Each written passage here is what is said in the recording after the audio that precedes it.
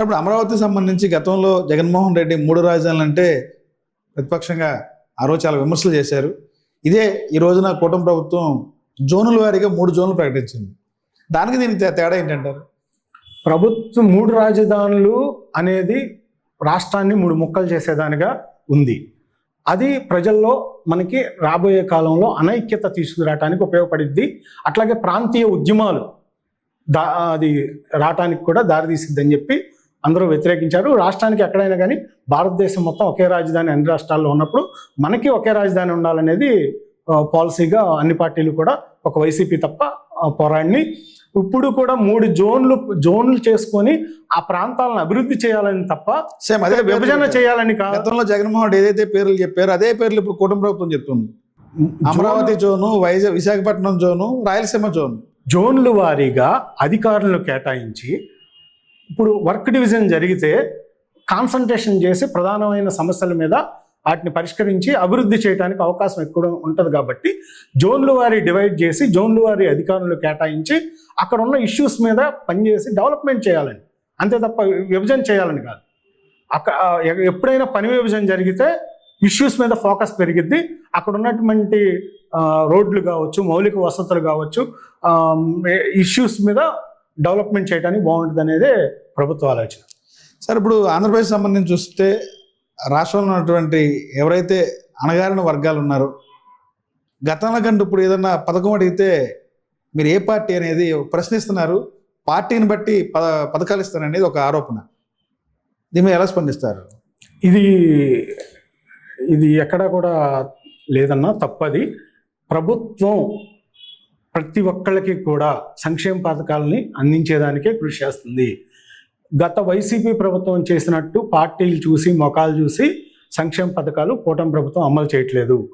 అర్హులు ఎవరైతే ఉన్నారో డైరెక్ట్గా మీరు లబ్ధిదారులని అప్లై చేసుకుంటే వాళ్ళకి సంక్షేమ పథకాలన్నీ కూడా అమలు అవుతున్నాయి. ఎక్కడ ఆపమని చెప్పి కానీ మేము మన గ్రామీణ ప్రాంతాల్లో జెండా పట్టుకుంటేనే మీకు పథకం వస్తుంది, జెండా పట్టుకుంటేనే మీకు సీఎంఆర్ఎఫ్ బిల్ చేపిస్తామని చెప్పి కూడా గ్రామాల్లో ఉన్న పరిస్థితి. అదే నేను చెప్తున్నాను. ఇప్పుడు సీఎం రిలీఫ్ ఫండ్ నూజివీడులో వైసీపీ వాళ్ళకి కూడా ఇస్తున్నారు. చాలా ఇప్పుడు మా రావుచర్లో ఇచ్చారు, రవణక్పేటలో ఇచ్చారు, మొన్న ఈదర్లో ఇచ్చారు. చాలా ప్రాంతాల్లో మనం చెప్పుకుంటే నెంబర్ ఆఫ్ గ్రామాల్లో సీఎం రిలీఫ్ ఫండ్ అది ప్రభుత్వం ఇచ్చేది.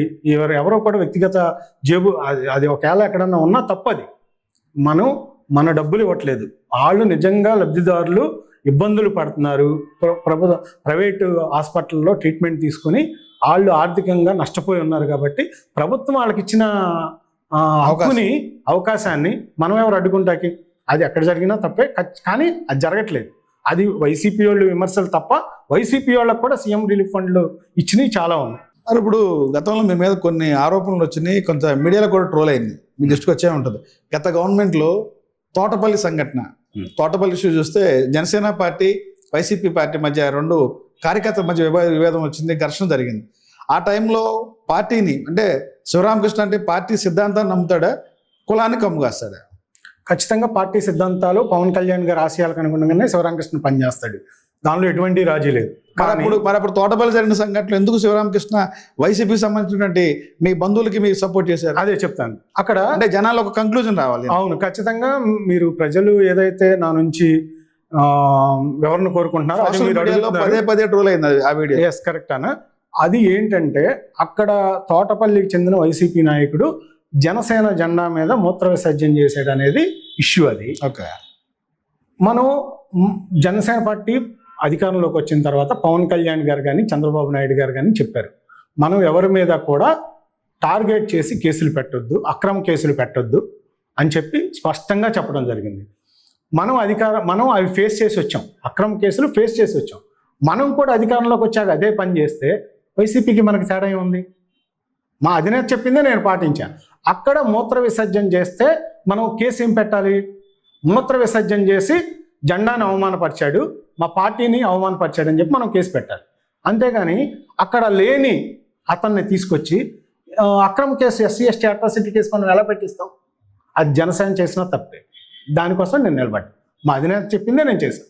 ఎవరి మీద అక్రమ కేసులు పెట్టకూడదు అనే దాని మీద నేను స్టాండ్ తీసుకున్నా. మా అధినేత అదే చెప్పాడు కాబట్టి అక్కడ అక్రమ కేసు నమోదైంది కాబట్టి వాళ్ళు గనక అక్కడ మూత్ర విసర్జన చేసి అవమానపరిచాడని పెట్టుంటే నేను ఈరోజు అక్కడ రోడ్డు మీద కూర్చొని అతను శిక్ష పడేదాకా నేను కూడా పోరాడేవాడిని. కానీ అక్రమ కేసులు తప్పు కదా. మనం అదే తోటపల్లిలో అక్కడ సర్పంచ్ మీద ఎమ్మెల్యే అక్రమ కేసు పెడితే నేను ఎమ్మెల్యే ఇల్లు ముట్టడికి పిలిపించిన వాడిని. అవును, మనం ఎలా పెడతాం అక్రమ కేసులు? తప్పు కదా. నేను అదే స్టాండ్ తీసుకొని పనిచేసా. దాని మీద పార్టీ ఆఫీసులో కంప్లైంట్ చేసుకున్నారు. నన్ను వివరణ అడిగారు, వివరణ ఇచ్చా, వివరణతో సంతృప్తి పడ్డారు. అదంతా కూడా జరిగింది.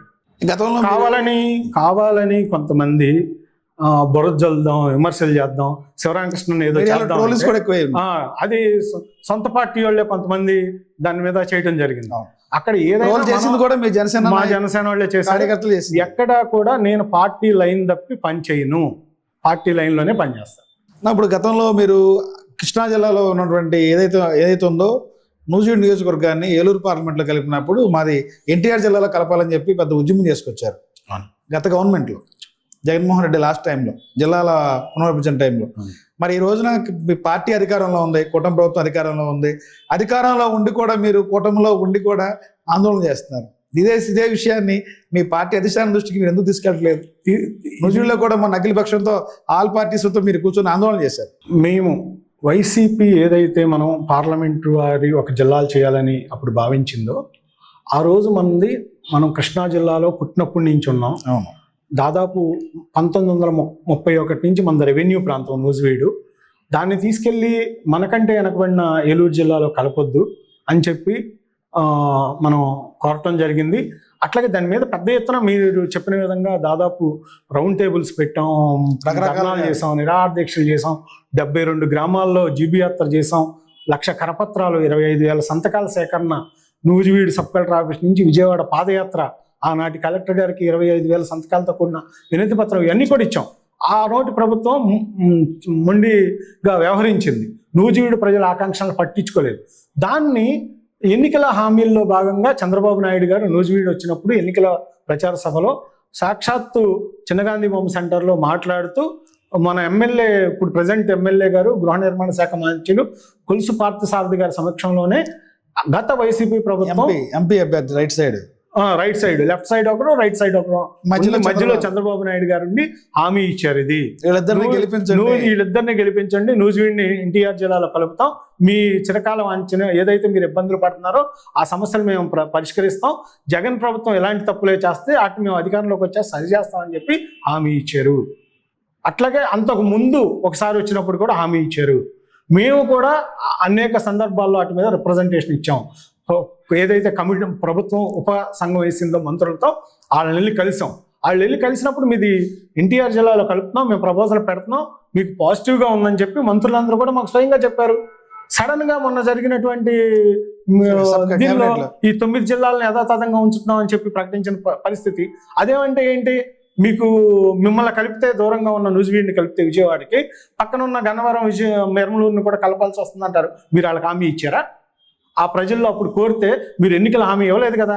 ఎన్నికల హామీ స్వయంగా ఒక ముఖ్యమంత్రి ఇచ్చి దాన్ని ఈరోజు అమలు చేయకపోవటం అనేది నేను పర్సనల్గా తప్పుగా భావిస్తున్నాను.